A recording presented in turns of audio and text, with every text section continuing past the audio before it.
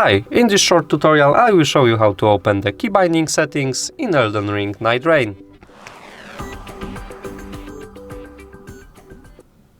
So at first, open the system, then move to almost the last option here, keyboard mouse settings.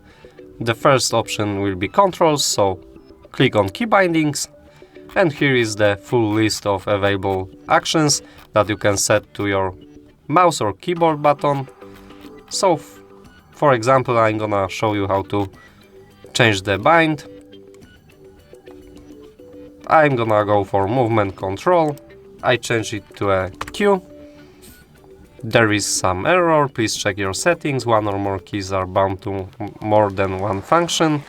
I press OK, and the field turns red.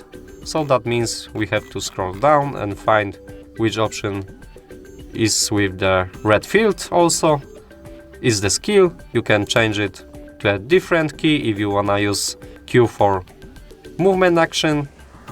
So I switch this to C, and it should work perfectly fine.